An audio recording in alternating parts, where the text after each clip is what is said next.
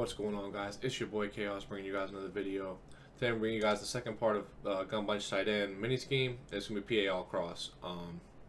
Really good play, really good play. You can max pro from it. A lot of different uses for it, and I'm going to jump into all of them for you here. But we're going to keep it on the left hash, keeping the bunch to the short side. Just like the other play, just to kind of keep it consistent, don't give away any tails. So for this play, there's a lot of different setups. First and foremost, this is probably the main one I would do, is reblock the running back to get rid of the PA. I do that pretty much every single time. I don't like having PA. I feel like it makes my blocking worse. Then I fade my tight end. I keep the middle guy on the crosser, and then I drag circle and I hitch square. So right now we're in just a cover 3 regular. I'm gonna take the fade off just for a second. Just to show you that this crosser is going to beat every single thing by itself without anything else other than a deep quarter. So I'm going to show you against the against a deep third right here. And I overthrew it, but it was open. I'll just do it one more time. Doesn't even matter, we're just running stock.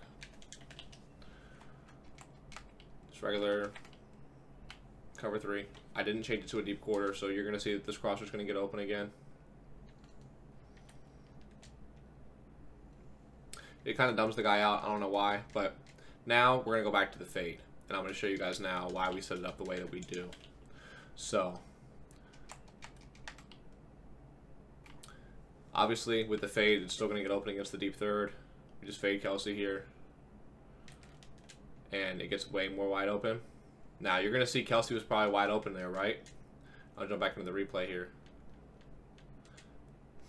I could probably throw Kelsey here, especially if he's a little bit of a faster tight end, because he squats for a little bit, just for a second. But eventually he mans up to him, and he goes with him, and this crosser's butt naked. Now, we do the same setup. Hitch with a drag. Now I deep quartered him. So now he's going to play the crosser better. But watch Kelsey over the top.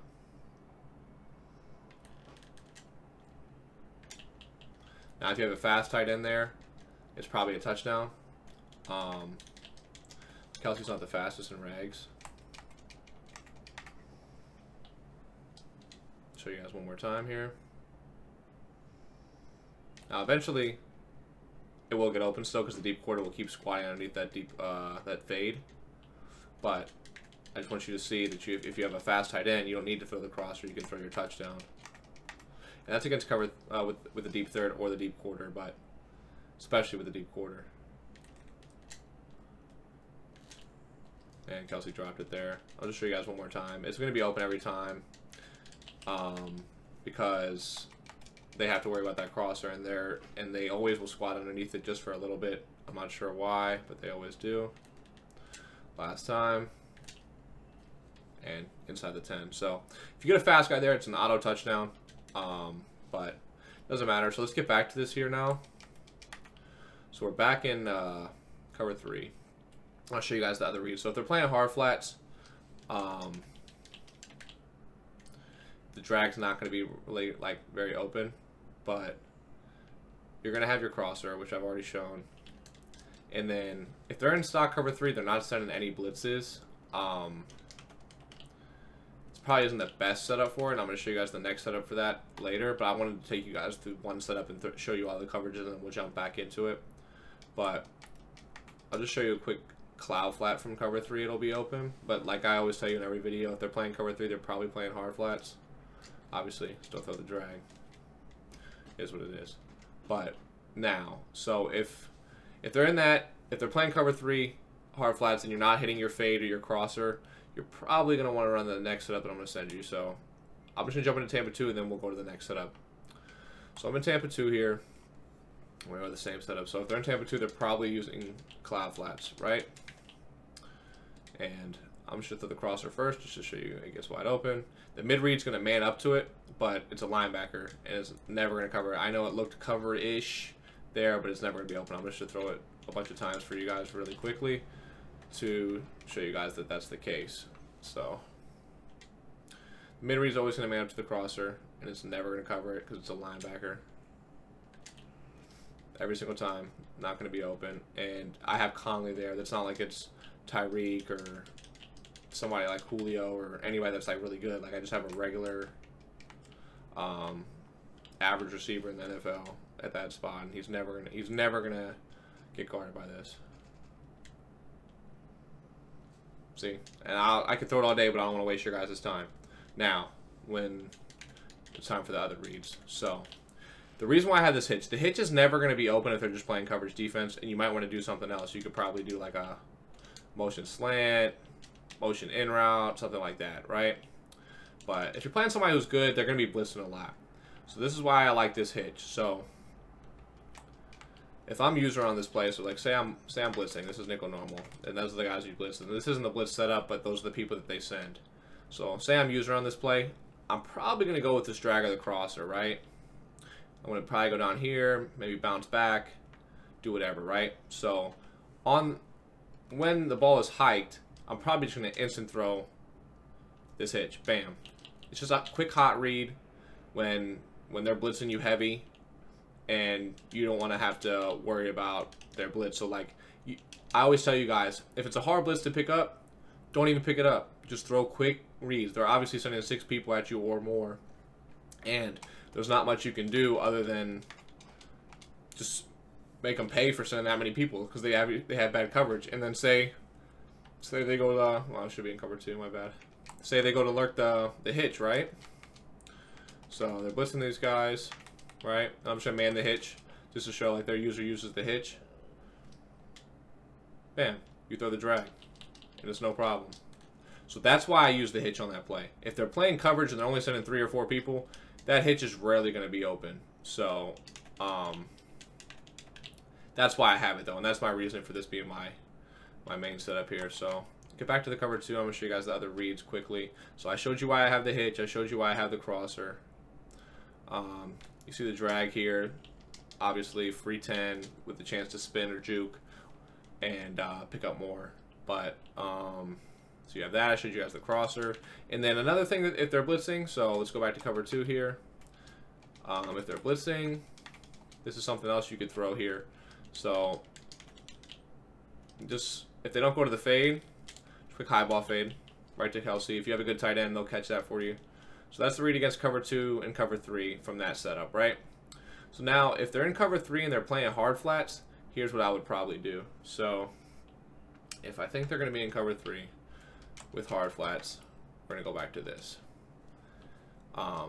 Here's a couple things that you could do. So you could do the hitch still in case they're blitzing. So if they're blitzing from it, you could do this. Or if you that has everything flowing to the same side of the field just like before. So if they're using, they're going to be using the slant and the crosser at the same time, kind of. So if you want to do the same exact concept to the opposite side of the field, you could do this. And then I would motion over this. So this is my setup if you kind of want to have 2 crossing routes going to the opposite side. This is probably what I would do, but this will work too. So like if you're afraid of them blitzing, right? You're gonna, let's see, if they're in cover 2 and they're blitzing, right? You could do this and still have the hitch on the field for your hot read. And then if they play hard flats, your slant will get over the flat, but then you have the crosser going on the same side, which is probably why I wouldn't do this, but I'm just saying it will work if you want all your reads to go onto the same side of the field. Sometimes it makes people easier to read that way if they just can look at the same like side of the field and just do like a kind of a levels concept. I look at the flat, look at the slant, look at the crosser type deal. But this is the way that I would probably do it. Slant the tight end, flat Tyreek Hill's position, and motion over a fade. If I think they're deep quartering, I'll motion over this fade. Push it back, make sure my crosser gets open. If I don't think they're going to be putting a deep quarter, and you can see that through the entire game, you know what they're doing. I would do a drag from circle. So just in case that they leave a cloud flat over there or something, you could throw your drag, and it just adds another crosser to it. And then one variation of this would be fading the tight end and then motion slanting this guy, and I would probably hike it right here. So those are the two that I like the most. I wouldn't let him get all the way over here. I would hike him right past Kelsey, or probably this one, or this one or the other. So the reason why I like this one more than the other one is a lot of the time this is what people do. If you're in bunch tight end or trips tight end, because I'm in trips tight end, I see it all the time. They'll do non-baseline, and this guy's not going to be over here yet, so I'm moving back. So this guy will be in here. So if they're in man line, they'll do this. They blitz their entire right side, right? Let me see. And then they'll do something like this. And then they're just going to take their user, and they're going to use their whole right side themselves, right? So to catch them slacking, you motion this guy over, and obviously, based on the defensive play art, a fade will be a touchdown, right? So that's just something to do to keep them honest. And now I'm going to show you guys how the slants work against the hard flats. So back this guy back off, reset this play. So I'll show you guys both variations of it. So right now I'll show you guys the slant from Kelsey, and I'll motion this guy over on a fade. Just remembering, just in case if they be taking off their deep blues over there, and you can catch them slacking over there with that. But here you just slant with a flat, let it get over it, and of course they still have to use the crosser. So just go to the replay. I don't have to show you that crosser a million times. You guys kind of get the point. The fade pushes the deep blue back. The crosser is obviously coming open. And then you have the slant and the flat over here. So now I'll show you guys the other second variation of it. And it'll be fade from the tight end.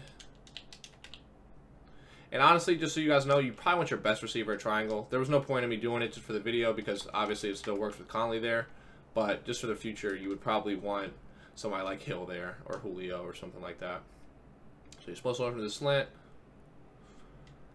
And same read. You're good to go. So that's pretty much it, guys. If you think they're going to be playing hard flats, your drags aren't going to be there. So make sure you guys mix in a flat concept with a slant. And if you think that they are going to play cloud flats, then go to your hitch, drag, fade setup. So you have two different setups here, and a lot of different ways to attack a lot of different coverages. It's the biggest. This is probably the easiest way to pick up a lot of yards in the entire playbook with this play right here. A lot of the other plays are basically like baby dots, 10 to 15. Just kind of dot your way down the field. But I hope you guys enjoyed. If you did, like, comment, subscribe. If we get 150 likes on this video, I'll give you guys the next part of the mini scheme. But take it easy, guys. Peace.